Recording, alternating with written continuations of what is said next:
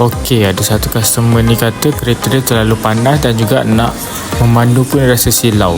Jadi kita sarankan dia untuk pakai tinted jenis seramik lah. Okey, sebab seramik ni dia punya IR 95% dan juga dia punya UV 99%. So memang kualiti dia memang baik lah. Ni semua untuk kita punya proses pemasangan. Kalau kita tengok dia pasang untuk satu kereta lah.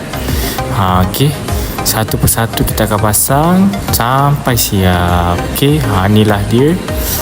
Boleh tengok. Okey, gelap pun gelap kan. Setiap gelap ni dia ada spek dia. Macam belakang ni 90%.